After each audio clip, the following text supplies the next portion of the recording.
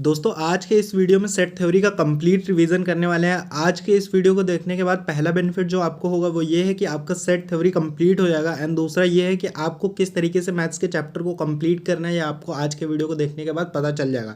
Video के बीच में एक आपको गिफ्ट दिया गया, तो वीडियो को लास्ट तक देखना है। तो यहाँ पे देखो, सबसे पहले सेट चैप्टर हम पढ़ने वाले हैं। अगर सेट चैप्टर पढ़ रहे हैं तो सबसे पहले हमें पता होना चाहिए कि सेट किसको कहते हैं। सेट कुछ नहीं यार, एक कलेक्शन होता है वेल डिफाइंड ऑब्जेक्ट्स का। ठीक है, जैसे मैंने आपसे कहा कि आप अपने क्लास के सारे बच्चों के लिस्ट बना लो, तो वो लिस्ट क्या होगी, वो लिस्ट आपकी एक सेट हो जाएगा। जैसा आपने कहा कि मेरे क्लास में सर उत्कर्ष है, अंकुर है और प्रतीक है, तो ये क्या हुआ आपका, ये एक सेट हो गया। ठीक है, तो इस तरीके से मैंने आपसे कह दिया कि एक वीक में जितने डे होते हैं उनकी एक लिस्ट बनाओ, तो वो क्या होगा, वो एक सेट हो गया। तो इस तरीके से आप सेट को समझ सकते हो। सेकंड थिंग जो आपको समझनी है कि सेट को नोटेशन कैसा होता है, मतलब सेट को डिनोट कैसे करते हैं। तो कैपिटल लेटर से गाइस सेट को हम डिनोट करते हैं, जैसे capital A, capital B, capital C. And जो सेट के एलिमेंट होते हैं उनको हम यूजली स्मॉल लेटर से करते हैं। मतलब ऐसा कोई हार्ड एंड फास्ट रूल नहीं है, लेकिन हम मैक्सिमम टाइम पे स्मॉल लेटर से डिनोट करते हैं। ठीक है, अब देखो इतना आप समझ चुके हो। बाकी ये पीडीएफ आपको रिवीजन के लिए मिल जाएगी टेलीग्राम चैनल पे, तो टेलीग्राम चैनल पे जाके सर्च कर लेना अननोन टीचर, या फिर नीचे लिंक भी मिल जाएगी, तो जाके नीचे लिंक से जाके ज्वाइन कर लेना। बाकी देखो मैंने चैनल का नाम दे दिया, सेम ये नेम है जो यूट्यूब चैनल का है, तो आप जाके सीधे सीधे सर्च कर सकते हो। अब सेकंड थिंग आती है सेट में हमारा representation of sets. Representation of set मतलब एक सेट को हम किस तरीके से दिखा सकते हैं। अब कोई चीज़ हमारे पास, उसको दिखाना बहुत अच्छे से आना चाहिए हमको। ठीक है, तो सेट को रिप्रेजेंट करने के दो तरीके होते हैं, तो दोनों बहुत ज़्यादा इंपॉर्टेंट है। मतलब हर बार पेपर में इधर उधर घुमा के पूछते हैं, तो आपको दोनों पता होना चाहिए। सबसे पहला है रोस्टर फॉर्म, या इसको टैबुलर फॉर्म भी कहते हैं।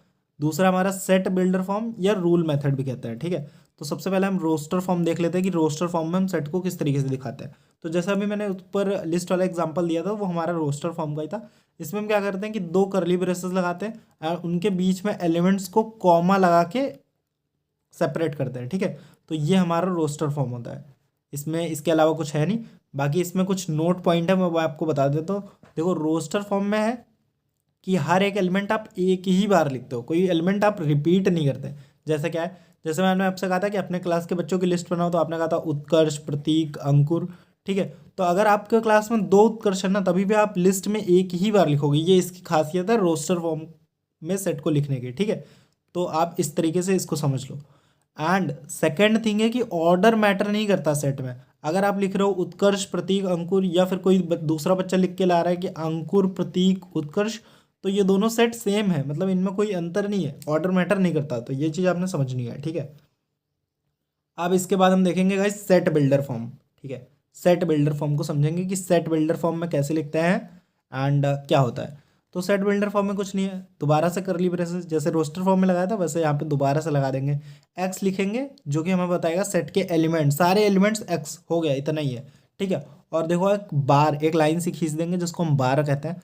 एंड इधर पे हम क्या लिखेंगे, इधर पे एक प्रॉपर्टी लिखेंगे जिससे हमको पता चलेगा कि ये एक्स है क्या। जैसे हमने लिख दिया x is less than 10 and x is natural number, तो यहाँ से आपको पता चल जाएगा कि 1 से लेके 9 तक की सारी जो नंबर है वो इस सेट में आएगा। एंड यहाँ पे देख लो, यहाँ पे एग्जाम्पल पढ़ लेते हैं। तो एग्जाम्पल में लिखा हुआ है कि एक सेट हमको ए बनाना है, कैपिटल ए इस तरीके से, जिसके अंदर जो सारे प्राइम नंबर हैं लेस देन 10 वो आने चाहिए। तो देखो कैसे लगाए, ये यहाँ पे ए इज इक्वल टू, ये करली ब्रेसेस लगाए इन्होंने, एंड उसके बाद क्या किया, बार लगाया, फिर लिख दिया x is a prime number less than 10। ठीक है, तो वही मैं बता रहा हूँ कि इसके इस तरफ अपने एलिमेंट लिखना है जिससे हम सारे एलिमेंट्स को डिनोट करेंगे, एंड इस तरफ हमको क्या लिखना है, उसकी प्रॉपर्टी लिखनी है, जिससे कि हमको पता चल जाएगा कि क्या मतलब क्या है। अब देखो इसके बाद हम टाइप्स ऑफ सेट की बात कर लेते हैं। काफ़ी ज़्यादा इंपॉर्टेंट है क्योंकि डायरेक्ट आपको उसके नेम से क्वेश्चन पूछा जाता है, तो ये चीज़ आपको पता होनी चाहिए। यहाँ पे सबसे पहली चीज़ है एम्पटी सेट और नल सेट। ठीक है, तो एम्पटी सेट या नल सेट किसको कहते हैं, एक ऐसा सेट जिसके अंदर कुछ भी ना हो, मतलब मैंने ऐसे ब्रैकेट लगाया और उसके अंदर कुछ नहीं लिखा, तो ये एक हमारा एम्पटी सेट होगा। इसको डिनोट इस तरीके से भी कर सकते हैं, फाई, इस सिंबल को फाई कहते हैं, एंड ये भी हमारा नल सेट का सिंबल है। इसका मतलब है कि उस सेट के अंदर हमारा कुछ भी नहीं है। एग्जाम्पल के तौर पे आपको देख लो, यहाँ पे ए नंबर एग्जाम्पल दिया हुआ है, the set of all real number whose square is -1। तो आपको पता है किसी भी रियल नंबर का स्क्वायर -1 नहीं हो सकता, तो ये सेट क्या होगा, इम्पटी सेट होगा, क्योंकि इसके अंदर आप कुछ फिल ही नहीं कर पाओगे। ठीक है, इस तरीके से। एंड नंबर बी पॉइंट देख लेते हैं भाई। यहाँ पे लिखा हुआ है the set of all rational number whose square is 2। अब आपको ये भी पता है कि कोई भी ऐसी रैशनल नंबर नहीं है जिसका स्क्वायर 2 हो, तो ये भी गाइज अगेन से एम्पटी सेट हो जाएगा, तो इस तरीके से डिनोट कर दोगे। ठीक है, एंड ये वाला आप पढ़ लेना। अभी हम आगे बढ़ेंगे। ठीक है, यहाँ पे लिखा हुआ है फिर सिंगलेटन सेट। अब देखो सिंगलेटन सेट कोई नई चीज़ नहीं है अपने लिए। जैसे हमने एम्पटी सेट का है ना, जिसमें जीरो एलिमेंट हो, तो जिसमें एक एलिमेंट हो कोई सा भी एक, मान लो उत्कर्ष, तो ये हमारा सिंगलटन सेट हो गया। देखो a set is having only one element is called singleton set. जैसे यहाँ पे इन्होंने एग्जांपल लिया हुआ है, डबल करली ब्रेसेस के अंदर जीरो लिख दिया, तो जीरो इस सेट का एलिमेंट हो गया और केवल एक एलिमेंट है, इसलिए सिंगलटन सेट। आई होप कि आपको बात क्लियर हो गई होगी। ठीक है, अब आगे बढ़ते हैं थोड़ा सा। यहाँ पे अब हमारी बात होगी finite set and infinite set की। ठीक है, तो देखो फाइनाइट सेट जिसमें नंबर ऑफ एलिमेंट आप काउंट कर सको। आपको पता हो कि इसके अंदर 3 एलिमेंट है, जैसे अपने एक लिस्ट बनाई थी अपने कॉलेज के बच्चों की, उत्कर्ष, अंकुर, प्रतीक। ठीक है, तो इसके अंदर आपको पता है कि 3 एलिमेंट है, तो ये क्या हुआ आपका फाइनाइट सेट हुआ। लेकिन मैं आपसे कहता हूँ कि सारे नंबर जितने ग्रेटर देन 10 है उनकी एक लिस्ट बनाओ, तो आप नहीं बना पाओगे। कैसे लिखोगे आप इसको? इस तरीके से 11, 12, 13 एंड 14, और जब लिखते लिखते थक जाओगे तो आप क्या करोगे, ऐसे ऐसे कर दोगे। फिर मैं आपसे पूछूंगा कि कितने नंबर ऑफ एलिमेंट है, तो आप नहीं बता पाओगे ना। क्यों नहीं बता पाओगे? क्योंकि इसके अंदर इन्फिनाइट नंबर ऑफ एलिमेंट है।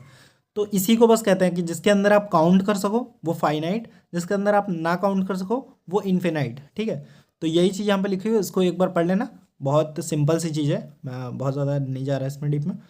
अब चलो आगे बढ़ते हैं। ठीक है, अब हमारी बात आएगी कार्डिनल नंबर की। ठीक है, देखो अब बात करेंगे कार्डिनल नंबर के ऊपर। तो कार्डिनल नंबर कुछ नहीं होता, जितने नंबर ऑफ एलिमेंट होते हैं ना एक सेट में, उसको हम कार्डिनल नंबर कह देते हैं। इसको इस तरीके से रिप्रेजेंट करते हैं एन ऑफ ए।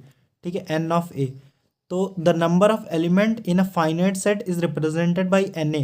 जैसे हमने ये सेट बनाया था जिसमें हमने नाम लिखे थे उत्कर्ष, अंकुर, प्रतीक, तो इसकी कार्डिनैलिटी कितनी है नीचे कमेंट में बताओ, और अगर वीडियो पसंद आ रही है तो वीडियो को लाइक भी कर दो। ठीक है, अब इसके बाद हमारे 2 इंपॉर्टेंट टॉपिक, एंड काफ़ी ज़्यादा कंफ्यूज होते हैं बच्चे इसमें।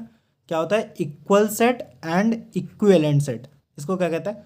इक्वल सेट मतलब डिट्टो सेम होना चाहिए। ठीक है, जैसे यहाँ पे लिखा हुआ है two sets A and B are set to be equal return as A is equal to B if every element of A is in B. ठीक है, and every element of B is in A.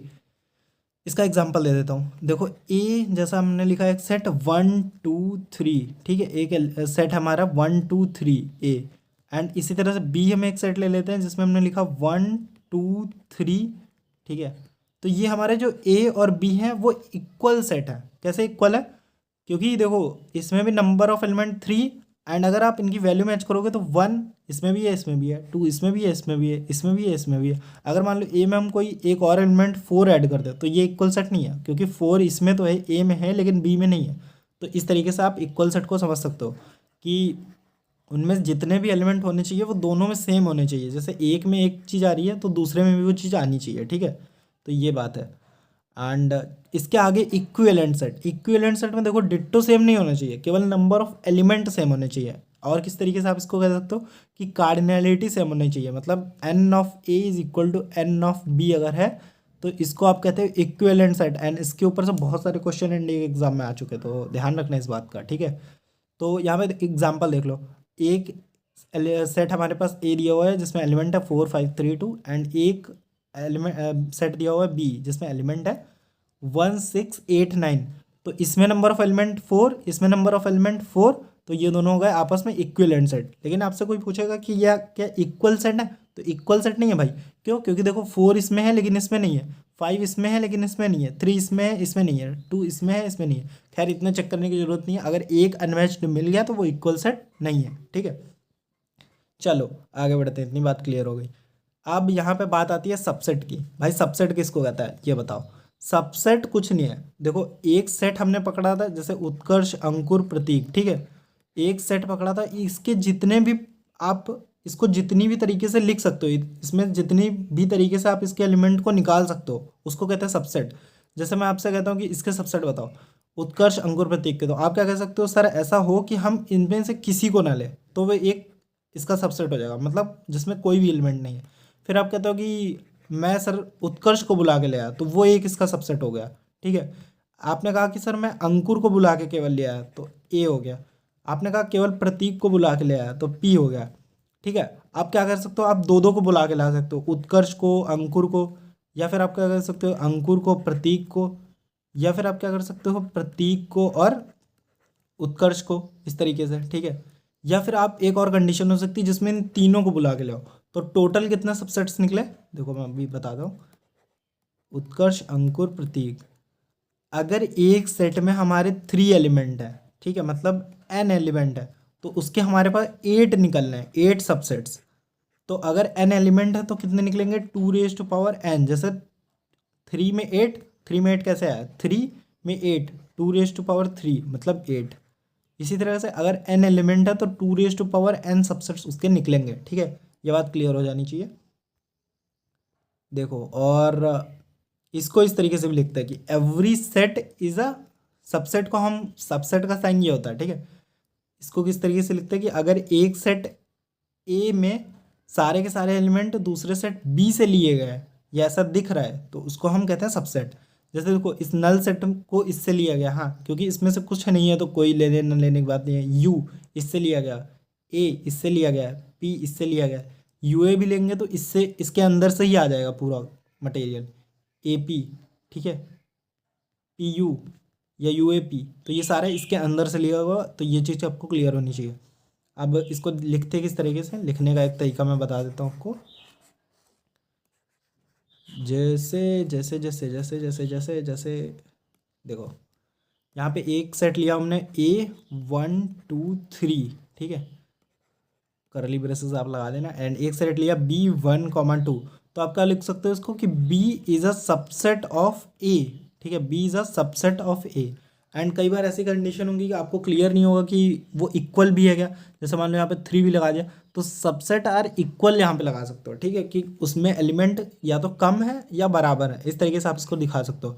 And अगर मान लो इसमें 4 आ गया, तो आप क्या करोगे, आप करोगे कि ये इसका सबसेट नहीं है, तो सबसेट नहीं के लिए आप क्या करोगे, ये जो आपने लगाया ना सी जैसा आइकन, इसको कट कर देना बस। तो B is not a subset of A, इस तरीके से आप इसको दिखाओगे। ठीक है, तो बस इतनी थी सबसेट की कहानी, एंड कुछ इंपॉर्टेंट पॉइंट है उनको डिस्कस कर लेते हैं बस। देखो, यहाँ पे लिखा हुआ है every set is a subset of itself and super set of itself. ठीक है, मतलब खुद का एक सेट अगर हम ए ले लेते हैं तो ये खुद का सबसेट भी होता है एंड खुद का सुपर सेट भी होता है। तो ये बात आपको तैयार करनी है। ठीक है, जैसे मैंने लिखा था B is a subset of A, तो ये इसमें सबसेट होता है एंड ये इसमें सुपर सेट होता है, ये बात आपको पता होनी चाहिए। एंड अगर केवल एक ही सेट में आप देख रहे हो कि जैसे ए is a subset of A, तो ए इसमें सबसेट भी है, ए इसमें सुपर सेट भी है, तो वही चीज़ लिखी हुई बस। ठीक है, और कुछ उतना स्पेशल नहीं है। फिर दूसरा point, if A is not a subset of B we write A is not a subset of B. ये मैं खुद पहले ही बता चुका हूँ, ऐसे सी बना के कट करना होता है। ठीक है, नॉट अ सबसेट के इसमें।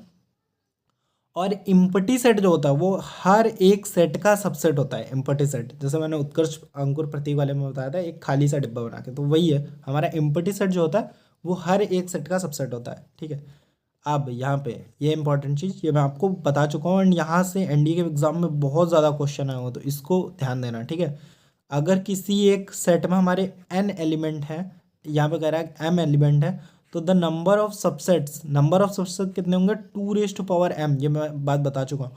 और ये सबसे इंपॉर्टेंट पॉइंट, प्रॉपर सबसेट्स जो होंगे ना वो 2m-1 होंगे, 2m-1। अब भैया -1 क्यों कर रहे हैं, -1 इसलिए कर रहे हो क्योंकि जो प्रॉपर सबसेट्स होते हैं ना उनमें से हम उसमें हम नल नल सबसेट को हटा देते हैं, तब वो हमारा प्रॉपर सबसेट बनता है। ठीक है, इसलिए 2m-1। ठीक है, तो इस तरीके से आप इसको तैयार कर सकते हो, प्रॉपर सबसेट आपको पता होना चाहिए। अब इसके बाद आता है पावर सेट।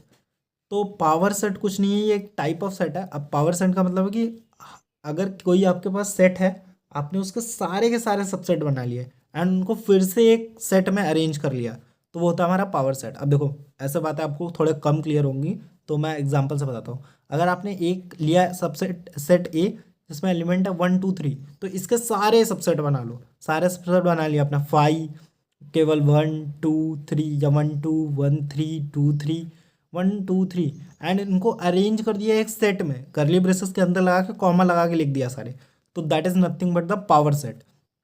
अब पावर सेट में आपको एलिमेंट कितने होंगे, अगर ए में n एलिमेंट है तो इसके पावर सेट में 2n एलिमेंट होंगे। देखो इसमें 3 एलिमेंट है तो इधर 8 एलिमेंट है, ठीक है। टोटल नंबर ऑफ सबसेट्स ही तो है टोटली, तो ये कोई नई चीज़ नहीं है, पावर सेट आपको समझ में आ गया होगा। अब हम बात करेंगे ऑपरेशन ऑन सेट्स। इसके ऊपर से न जाने कितने क्वेश्चन आए, तो भाई बहुत इजी, मैं इजी वेन डायग्राम से इसको आपको समझाऊंगा, ठीक है, वेन डायग्राम से। एंड वेन डायग्राम से आप समझो कोई भी क्वेश्चन गलत नहीं होगा, इस बात की गारंटी है, बस ध्यान से समझना, ठीक है। सबसे पहली बात आती है union of two sets. Union of two sets क्या है भाई, देखो यहाँ पे फिगर देखो, ये हमारा कोई सेट ए है, जैसे हमने इसमें बता दिया कि 1 2 3 इसके अंदर पड़े हुए हैं। ये हमारा कोई सेट बी है, जैसे मैंने आपको कर दिया 4 5 6 है हमारे पास। तो इनका टोटल एरिया मान लो आप, ठीक है, इस तरीके से एरिया मान लो, इसको कहते हैं हम यूनियन, ठीक है। जैसे हम पूछते हैं कि ए में 1 2 3 है, बी में 4 3 6 है, तो इसका यूनियन क्या होगा, तो 1 2 3 4 5 6, ये यूनियन हो जाएगा। यूनियन मतलब जोड़ देना, आपस में जुड़ा हुआ चीज़। जैसे मैं आपको एग्जाम्पल बताता हूँ, ठीक है। यहाँ पे एग्जाम्पल है A B C D, B है सी डी ई एफ। तो ए यूनियन बी आप जब लिखोगे तो ए बी सी डी पहले लिख लो पूरा, और फिर इनमें से कॉमन चीज़ें हटा के, जैसे सी डी 2 बार आया तो 2 बार तो लिखते नहीं सेट में, तो दूसरी बार वाले को हटा दो और ई एफ लिख दो, ठीक है। एंड अगर इसका फॉर्मूला डिराइव करो कि number of element in A union B, तो आप इस तरीके से लिख सकते हो कि सबसे पहले आप एन ए के एलिमेंट काउंट करो, एन ए के एलिमेंट काउंट करा, प्लस एन बी के एलिमेंट काउंट करा, एन बी के एलिमेंट काउंट किया, और माइनस, अब देखो ये कॉमन पार्ट 2 बार आ रहा है, तभी देखो इसमें कैसे जाल जैसी स्ट्रक्चर बन गई, ठीक है, नेट बन गया इसमें। तो 2 बार हटाने के लिए एक बार उसमें हटा दो, तो कॉमन पार्ट को हटा दो, और कॉमन को इस तरीके से इंटरसेक्शन से लिखते हैं। जो कॉमन पार्ट होता है दो सेट्स का वो इंटरसेक्शन होता है, एंड आगे अभी हम इसको पढ़ेंगे भी, ठीक है। तो ये एक आपको बहुत ज़्यादा इंपॉर्टेंट फार्मूला हो गया, इसको आप कवर कर लेना एंड इसको देख लेना एक बार। इसके ऊपर से बहुत सारे क्वेश्चन बनते हैं, तो इसको एक बार देख लेना। बाकी यहाँ पे देखो इंटरसेक्शन ऑफ टू सेट्स पढ़ लेते हैं अभी। इंटरसेक्शन में क्या है, जैसे आपने एक सेट लिया ये 1 2 3 4, एंड दूसरा सेट है 4 5 6 7, तो इसमें इंटरसेक्शन क्या है, ऑफकोर्स ये 4, मतलब जो दोनों के बीच में कॉमन हो, पहले सेट में भी हो दूसरे सेट में भी हो, तो वो होता है हमारा इंटरसेक्शन। एग्जाम्पल आप देख लो अभी, यहाँ पे देखो एग्जाम्पल, ए सेट हमारा A B C D, B set हमारा सी डी एफ, तो इंटरसेक्शन क्या होगा सी डी। क्यों सी डी, क्योंकि सी डी दोनों सेट में है, सी डी दोनों सेट में आपका देखो मिल रहा है, ठीक है, तो इसलिए ये इंटरसेक्शन है। इंटरसेक्शन मतलब कॉमन पार्ट, ठीक है। तो ये चीज़ें आपको समझ में आ गई होंगी। अब आगे बढ़ते थोड़ा सा, अब हम बात करेंगे डिसजॉइंट सेट की। डिसजॉइंट सेट नाम काफ़ी तगड़ा सा है, बट कोई चीज़ नहीं है। यहाँ पे क्या है, जो हमने इंटरसेक्शन पढ़ रखा है ना, वहाँ पे हम कॉमन चीज़ें ढूंढते थे, तो अगर हमको कुछ कॉमन ना मिले तो उसको हमने एक नया नाम दे दिया। अगर कुछ भी कॉमन नहीं तो वो डिसजॉइंट, डिसजॉइंट मतलब अलग अलग, उनका डाइवर्स हो गया, ऐसा करके समझ लो आप। तो यहाँ पे एक सेट है 1 2 3, दूसरा सेट है बी हमारा 4 5 6। अब देखो इनके बीच में तो कुछ कॉमन है ही नहीं, इनको अलग अलग आप रख सकते हो, सेपरेट कर सकते हो, तो इसलिए ये हमारा डिसजॉइंट सेट। देखो एग्जाम्पल भी सेम दिया हुआ है, 1 3 5 2 4 6, यहाँ पर कॉमन है नहीं कुछ, इसलिए ये हो गया डिसजॉइंट सेट। बस एक नाम है, एक तरीका हमारा रिप्रेजेंट करने का, तो आपको पता होना चाहिए, ताकि पेपर में अगर डायरेक्ट नेम देके पूछ लिया तो आपको कोई दिक्कत ना हो। इसके बाद देखो डिफरेंस ऑफ टू सेट्स की बात करेंगे। अब भैया डिफरेंस ऑफ टू सेट्स क्या है, तो डिफरेंस कुछ नहीं है, देखो डिफरेंस मतलब निगेटिव, ए माइनस बी। ए में से हम वो एलिमेंट घटा दें जो कि बी में भी है, ठीक है, ए में से हम बी को घटा दें, ऐसा ऐसा समझो, ए में से हम बी को घटा दें, या फिर लिखा हुआ बी माइनस ए, बी में से हम ए को घटा दें, ऐसा समझो। अब देखो मैं फिगर से आपको दिखाता हूँ, देखो ये कंप्लीट पोर्शन हमारा ए का, ठीक है, ए का कंप्लीट पोर्शन है, लेकिन अगर हम बी को इसमें हटा दें, मतलब ये पोर्शन हम हटा दो, तो ये जो देखो कॉमन वाला पार्ट था ये हट गया है, ठीक है, ये कॉमन वाला पार्ट हट गया। तो इसको देखो फॉर्मूला में बना देता हूँ, ये से ए माइनस बी, ए माइनस बी कुछ नहीं है, देखो समझने का ट्राई करना है। ए और ए में से हमने क्या घटा दिया, जो कॉमन पार्ट है, A minus A intersection B, देखो फॉर्मूला ही चेंज हो गया, ए माइनस बी को हमने नए तरीके से लिख दिया कि ए में से हमने ए इंटरसेक्शन भी घटा दिया, ये वाली चीज़, ठीक है। तो ऑफकोर्स ये बी ही है, ठीक है, तो आपको समझ में आ गया होगा। अब देखो मैं थोड़ा सा आपको इसमें डिटेल में ले चलता हूँ। यहाँ पे देखो एक हमारा ए सेट दिया हुआ है 1 2 3 4 5, एंड बी सेट दिया हुआ हमारा 1 3 5 7 9। तो मैंने कहा क्या, ए में से ए इंटरसेक्शन भी घटा दो। ए इंटरसेक्शन भी यहाँ देखो क्या है, 1 कॉमन है, 3 कॉमन है, 5 कॉमन है, ठीक है, क्योंकि 1 3 5 आ रहा है। तो 135 ए में से घटा दो, 1 2 3 4 5 में से 135 घटा दोगे तो 24 आ जाएगा। तो ये देखो ए माइनस बी की वैल्यू, ए माइनस बी की वैल्यू हमारी 24। एंड इसी तरह से बी माइनस ए कैलकुलेट करो। एंड अगर आपको ये कॉन्सेप्ट समझ में आया तो नीचे कमेंट कर दो कि भैया आ गया। ठीक है, चलो अभी हम आगे बढ़ेंगे, ज़्यादा टाइम नहीं लगाएंगे इसमें, क्योंकि आई होप कि मैंने आपको क्लियर कर दिया बिल्कुल, जो इसमें पॉइंट है वो बिल्कुल क्लियर है।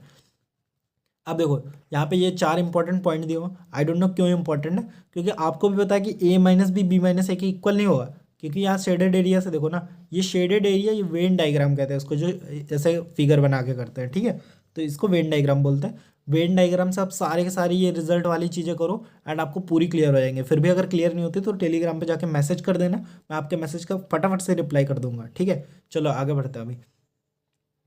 तो देखो ये सारी की सारी प्रॉपर्टीज़ हैं, इनको आप ट्राई करना, अगर नहीं आती तो मेरे से पूछ लेना। अब जैसे ए में से अगर आप 5 घटाओगे तो ए आएगा, कोई दिक्कत नहीं है। ए में से अगर कंप्लीट ए माइनस कर दोगे तो ऑफकोर्स ये आ जाएगा हमारे पास वाई। अब कहोगे भैया ये कैसे होगा, देखो ए माइनस ए, मैंने क्या कहा कि ए माइनस इन दोनों का intersection, A intersection A intersection A क्या होगा ए, तो ए में से अगर ए पूरा ही पूरा घटा दोगे तो ऑफकोर्स यार जीरो बचेगा, जीरो मतलब 5, कोई एरिया ही नहीं आएगा। इस तरीके से लिखा हुआ है the sets A minus B, B minus A and A intersection B are disjoint set. आप कहोगे भैया ये चीज़ तो समझ में नहीं है, देखो हर एक चीज़ को बस आप वेन डायग्राम से ट्राई करो एंड क्वेश्चन को डिफरेंट तरीके से करने का ट्राई करो, आपको हो जाएगा, कोई दिक्कत नहीं होगी। ठीक है, देखो मैं बताता हूँ अभी आपको, अगर मैंने ले लिया तो ये देखो ये हमारा ए माइनस बी हुआ, हुआ कि नहीं हुआ। एंड अगर मैं करूँ तो ये हमारा जो होगा ये बी माइनस ए होगा एंड ये जो होगा ए इंटरसेक्शन भी होगा। देखो तीनों का एरिया अलग अलग है, कहीं पे कोई कॉमन पार्ट नहीं मिल रहा, तो क्या मतलब हुआ इसका कि तीनों डिसजॉइंट है। अगर कॉमन पार्ट नहीं मिल रहा तो वही तो हमारा डिसजॉइंट होता है। तो ये सारी चीज़ें आप ट्राई करो एक बार खुद से। ठीक है, अगर नहीं आती तो फिर आप मुझसे पूछ सकते हो, कोई दिक्कत वाली बात नहीं है। बाकी ट्राई करो, मैंने बहुत अच्छा समझाया है, इस तरीके से आप करोगे तो कहीं भी आपको दिक्कत नहीं होगी। यहाँ फिर बात करते हैं हम symmetric difference of two set. अगर सिमेट्रिक डिफरेंस की बात करता हूँ तो symmetric difference is nothing but A minus B, जैसे ए का बी से डिफरेंस करो और उसका यूनियन कर दो बी माइनस ए से। देखो अब इसको थोड़ा फिगरेटिव वे से समझते हैं, क्योंकि फिगर हमको ज़्यादा अच्छे से आते हैं ना समझ में, तो हम थोड़ा फिगर से इसको समझने का ट्राई करेंगे। ये ले लिया हमने ए, ये ले लिया हमने बी। देखो अब ये राउंड सर्कल है, मेरी आर्ट उतनी अच्छी नहीं है तो समझ लेना, बस आपको समझाने के लिए मैं ऐसे कर रहा हूँ। ठीक है, तो ये हो गया हमारा ए माइनस बी गाइस। ठीक है, ये ए माइनस बी हो गया और ये बी माइनस ए हो गया। तो गाइस इसका हम फॉर्मूला डिराइव कर सकते हैं क्या, फॉर्मूला डिराइव कर सकते हैं क्या। देखो A union B, A union B, ये कंप्लीट जो पोर्शन है ना वो ए यूनियन बी है। अगर इसमें से हम ये वाला पोर्शन हटा दें तभी तो वो बन जाएगा सिमेट्रिक डिफरेंस, जो कि हमने लिख रखा है A minus B union B minus A, ये जितना शेडेड एरिया है। तो ए यूनियन बी में अगर हम ए इंटरसेक्शन बी घटा दें तो ये भी हमारा सेम रिजल्ट देगा। तो इस तरीके से भी गाइस आप फॉर्मूला डिराइव कर सकते हो वेन डायग्राम से। एंड बाकी देखो अभी इसको करते हैं, एक सेट यहाँ पे ए दिया हुआ 1 2 3 4 5 एंड बी दिया हुआ 1 3 5 7 9। तो आपसे पूछा कि ए सिमेट्रिक डिफरेंस बी बताओ, तो आप देखो इसको इस तरीके से कर सकते हो, पहले ए माइनस बी निकालो, तो ए माइनस बी निकालोगे तो क्या आएगा 2,4 आ जाएगा। बी माइनस ए निकालो जो कि 7,9 आ जाएगा, इनका यूनियन कर दो 2 4 7 9। या फिर आप क्या कर सकते हो कि इन दोनों का पहले यूनियन निकाल लो, इन दोनों का पहले यूनियन निकाल लो, फिर इन दोनों का इंटरसेक्शन निकाल दो और दोनों को आपस में माइनस कर दो। तो एक तरीका ये हो सकता है सिमेट्रिक डिफरेंस निकालने का, तो इसको करना। बाकी देखो वेन डायग्राम से मैंने आपको अच्छे से बता दिया क्या होता है सिमेट्रिक डिफरेंस। यहाँ पे देखो फॉर्मूला लिखा हुआ है A symmetric difference B is equal to nothing but A minus B union B minus A, जो कि मैंने यहाँ पे लिख रखा है। ठीक है, तो ये होता है हमारा सिमेट्रिक डिफरेंस की बात है। अब देखो कॉम्प्लीमेंट ऑफ अ सेट काफ़ी ज़्यादा इंपॉर्टेंट है। देखो complement if U is a universal set. अब यूनिवर्सल सेट क्या होता है भैया, यूनिवर्सल सेट आपको क्वेश्चन में मेंशन होगा कि सारे के सारे जो नेचुरल नंबर है वो हमारे यूनिवर्सल सेट है इस क्वेश्चन के हिसाब से, तो वो क्वेश्चन वाइज डिपेंड करता है। यूनिवर्सल सेट मतलब ऐसा सेट जिसमें सब कुछ हो, लेकिन सब कुछ का मतलब जो एग्जाम में सब कुछ दिया हुआ, अपने मन से नहीं कि सब कुछ ले लिया। ठीक है, तो ये बातें समझना।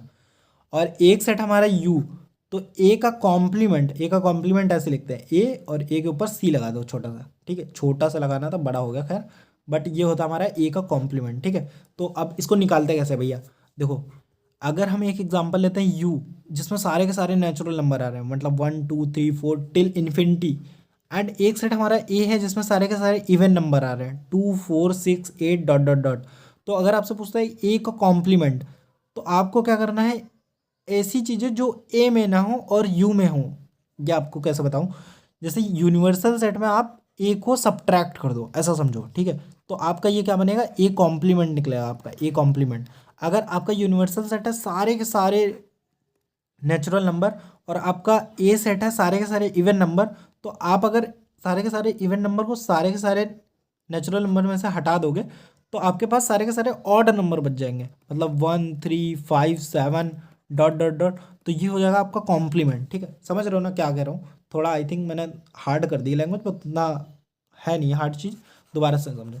देखो क्या करना है आपको, मतलब यूनिवर्सल सेट में से आप ए सेट को हटा दो, तो वो आपका एक कॉम्प्लीमेंट सेट हो जाएगा। जैसे आपको एक फिगर, फिगर दोबारा देखो, फिगर से अच्छा समझते हैं तो फिगर से ही दोबारा समझते हैं, ठीक है। ये आपने ले लिया, ये आपने सेट ए लिया, और ये कंप्लीट बॉक्स जो हमारा वो यूनिवर्सल सेट है। तो अगर आपसे पूछेगा कि इसमें ए कॉम्प्लीमेंट क्या है, तो यूनिवर्सल सेट में से ए को घटा दो, मतलब ये देखो जो शेडेड एरिया में बना रहा हूँ ना, वो है आपका ए कॉम्प्लीमेंट। आई होप कि अब आपको बात क्लियर हो गई होगी, ठीक है। तो ये चीज़ें देखो, इंपॉर्टेंट रिजल्ट्स भी आपको यहाँ पे दिख रहे होंगे, इंपॉर्टेंट रिजल्ट्स देख लो गाइस। ए का अगर ए कॉम्प्लीमेंट के साथ यूनियन करते हैं तो वो हमारा यूनिवर्सल सेट आता है, ये फिगर से आपको दिख रहा होगा। एंड बाकी ये सारे के सारे रिजल्ट हैं, इनको एक बार देखना, एंड अगर नहीं आता तो आप कर देना कमेंट वगैरह, मैं रिप्लाई कर दूंगा, कोई दिक्कत वाली बात नहीं। बहुत ईजी चीज़ें, यहाँ पे लिखा हुआ है ए इंटरसेक्शन ए कॉम्प्लीमेंट, तो अगर उनके बीच में कुछ कॉमन ही नहीं है तो यार ऑफकोर्स नल सेट होगा। तो ये सारी चीज़ें एक बार देखना। अब ये एल्जेब्रा वाली चीज़, यार ये कुछ नहीं है, जो मैंने आपने कहा ना वेन डायग्राम, ये सारी की सारी जितनी प्रॉपर्टीज है आपको सारी की सारी एक बार वेन डायग्राम से ट्राई करनी है, ठीक है, सारी की सारी। तो जैसे आपसे लिखा हुआ कि A union A is equal to A, तो आप फिगर बनाना है, ए बनाना है, फिर उसके ऊपर यूनियन कराना है उसका दोबारा से ए के साथ, और देखो क्या ए ही आ रहा है। जैसे मैं आपको ये थोड़ा सा एग्जांपल बता दूँ, जैसे आपने एक सेट लिया A 1 2 3, एंड इसका अगर यूनियन कराओगे इसी के साथ, मतलब 1 2 3 के साथ ही दोबारा से, ठीक है, इन दोनों का आपस में यूनियन करा दो, तो क्या आएगा यूनियन के साथ 1 2 3, क्योंकि एलिमेंट दोबारा तो लिखते नहीं, और 1 2 3 क्या है, सेट ए, तो ए यूनियन ए आ गया। इस तरीके से आपको सारी की सारी प्रॉपर्टी ट्राई करनी है, आप एग्जाम्पल ले सकते हो, आप वेन डायग्राम बना सकते हो, तो इस तरीके से आपको करना है ना, सारी की सारी। और यहाँ पे देखो, अब इसके बाद इम्पोर्टेंट चलते हैं डिमॉर्गन्स लॉ पे। इसके पहले कि आप सारी चीज़ें करना, आप देखो यहाँ पे लिखा होगा कि ए का कॉम्प्लीमेंट करो और उसका फिर से कॉम्प्लीमेंट कर दो, ए आता है दोबारा से। इंपॉर्टेंट प्रॉपर्टी है, बट आप इसको करना वेन डायग्राम से, सेट बनाना उससे करना, एंड आपका क्लियर हो जाएगा पूरा, ठीक है, कि कॉम्प्लीमेंट का कॉम्प्लीमेंट दोबारा से वही चीज़ होती है। तो इसके बाद हम इंपॉर्टेंट चीज डिमॉर्गन्स लॉ की बात करेंगे। ये 4 पॉइंट लिखे हैं, चार के चारों पॉइंट बहुत इंपॉर्टेंट है। अगर आपसे कोई कहता है कि ए यूनियन बी का कॉम्प्लीमेंट करो, कॉम्प्लीमेंट को हम डैश से भी दिखाते हैं, एक ये इंपॉर्टेंट बात है, ठीक है। तो जैसे लिखा हुआ है ए यूनियन बी का कॉम्प्लीमेंट करो, तो आपको क्या करना है, बीच का साइन चेंज करना है एंड दोनों के ऊपर कॉम्प्लीमेंट लगा देना है, इस तरीके से। ए यूनियन बी का whole dash is equal to A dash intersection B dash. अगर यहीं पे इंटरसेक्शन होता है तो यहाँ पे यूनियन हो जाता है। देखो यहाँ पे दिखाता हूँ मैं, यहाँ पे लिखा हुआ है ए इंटरसेक्शन बी का कॉम्प्लीमेंट, मतलब ए कॉम्प्लीमेंट, बी का साइन चेंज किया, यूनियन बी का कॉम्प्लीमेंट, ठीक है। तो ये दोनों फॉर्मूले गाइस बहुत इंपॉर्टेंट है, बहुत इंपॉर्टेंट है, इनको तैयार कर लेना। बाकी देखो बहुत सारे बच्चे इसमें गलती कर देते हैं, इन जो ये जो नीचे फॉर्मूले लिखे हुए हैं इनमें बहुत सारे बच्चे गलती करते हैं, तो इसको बहुत ध्यान से देखना। यहाँ पे लिखा हुआ है A minus B union C. अब क्या करते हैं बच्चे, डायरेक्ट इसको ओपन कर देते हैं, जैसे कि कोई ये सिंपल है, बट यहाँ पे भी डिमॉर्गन्स लॉ लगता है, एंड बहुत सारे बच्चे इसको ध्यान नहीं देते। क्या करना है आपको, ए माइनस बी, एंड यहाँ पे यूनियन लगा हुआ है ना, तो यूनियन को इंटरसेक्शन में आपने चेंज करना है, इंटरसेक्शन ए माइनस सी। इस तरीके से अगर आपका इंटरसेक्शन है तो उसको आपने यूनियन में चेंज कर देना है। तो इतनी प्रॉपर्टी थी, चार ये प्रॉपर्टी डिमॉर्गन्स लॉ की। नोट्स आपको टेलीग्राम पे मिल जाएंगे, वहाँ से रिवाइज कर लेना, क्वेश्चन वगैरह सॉल्व करना, एंड बस ये इंपॉर्टेंट रिजल्ट ऑन। यहाँ पे देखो ऑपरेशन ऑन सेट है, इसका भी वेन डायग्राम बनाना। फिर यहाँ पे 11 से 12 कुछ क्वेश्चन दिए हुए हैं, उनको अपने पक्के से सॉल्व करना है। 21 क्वेश्चन है शायद से, हाँ 21 क्वेश्चन है, पक्के से सॉल्व करना है। अगर किसी भी क्वेश्चन में आपको दिक्कत होती है तो टेलीग्राम पे चैनल पे मैसेज कर देना। बाकी वीडियो को लाइक कर दो, चैनल को सब्सक्राइब नहीं करो तो सब्सक्राइब कर दो। मिलेंगे ऐसे नेक्स्ट वीडियो में, तब तक के लिए बाय बाय, जय हिंद, थैंक यू।